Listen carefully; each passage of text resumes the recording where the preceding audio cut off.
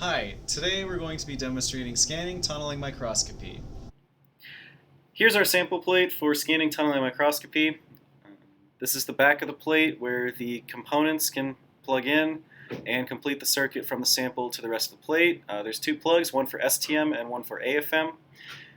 Today, to calibrate the STM, we're going to be using highly ordered pyrolytic graphite, which is a very well characterized and well-known system, both in its atomic structure and interatomic distances.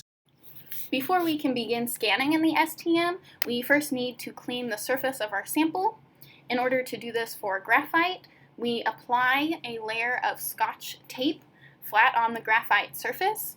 Then, using a pair of tweezers, we hold our sample while quickly removing the Scotch tape. This removes a single layer of graphene and leaves a clean graphite surface. Ensure there are no flakes in the surface which could interfere with scanning. STM requires conductive samples for the tunneling effect to occur. To apply a voltage to our graphite sample, we will apply a piece of copper tape to the sample plate, connecting the voltage applicator to the underside of the sample. After moving the sample to the center of the sample plate, make sure the sample is flat. We need to make sure the surface is conductive, so we do that by using a voltmeter. We apply one probe to the voltage applicator and one probe to the corner of the sample, and we make sure that the meter registers a voltage. To make a platinum iridium tip, grasp the tip firmly with tweezers, take your wire cutters, and pull and squeeze simultaneously. Before putting the tip in the scan head, we need to kink it slightly so it doesn't fall into the scan head. Now your tip can be placed into the scan head, and your scan head is ready to scan. This is the STM chamber, which is vibrationally and acoustically isolated from its surroundings. Now we are ready to insert our sample plate into the chamber, which will magnetically attach. Then we insert our wire, which connects the sample plate to our computer, and this can be done easily with a fingernail. Then we close our STM chamber and insert our scanning head so that the tip is approaching our surface. Then we attach the head to the instrument by connecting the wires to the chamber. Now lock the scan head in place by tightening the screw until you encounter resistance. Now we're ready to turn on the instrument, which we do by pressing the button on the control box.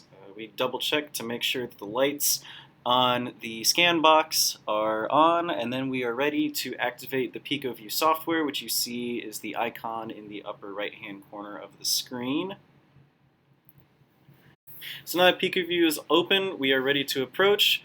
First thing you need to do is make sure that your set points match in both your servo screens and your motor screens.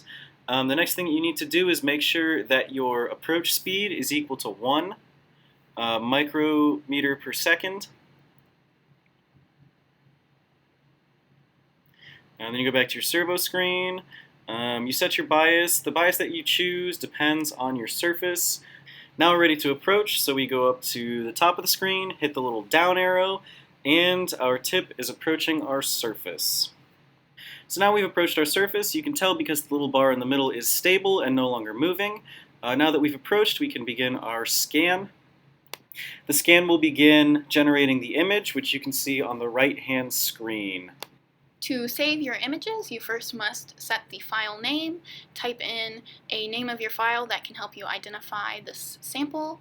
You can save your file as different types of images, and then click Save. STM can also be used to perform electrochemical experiments, and this is done by assembling a fluid cell over our surface. So here are our fluid cell components. This will hold our fluid cell, and this is our Teflon ring where our fluid will go, and then an O-ring that will go over our surface, and then our electrodes to perform our electrochemistry. To begin assembling our fluid cell, we place the Teflon ring into our fluid cell holder.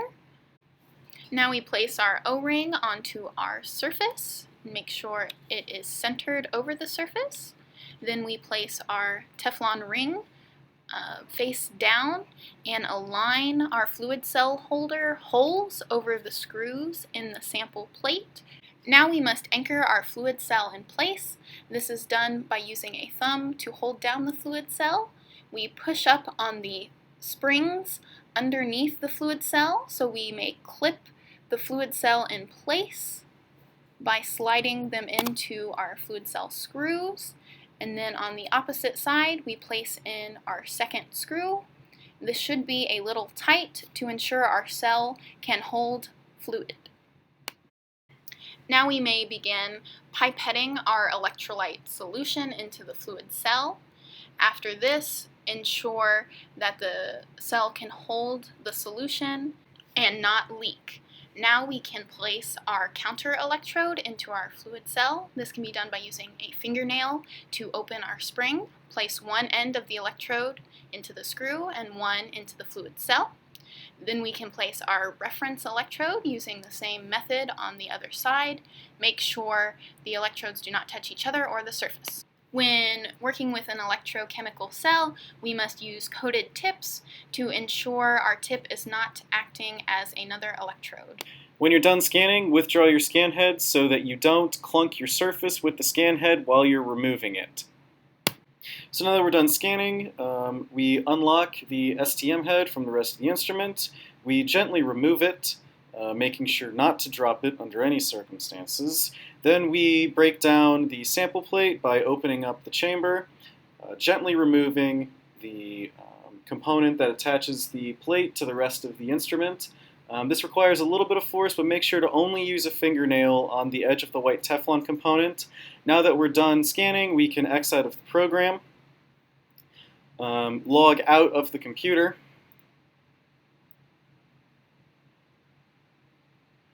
and once we log off, we can turn off the control box. And as always, make sure to double check that the lights also turn off on the scan box. And then that's it. You can close up your STM and analyze your results. Thanks for watching.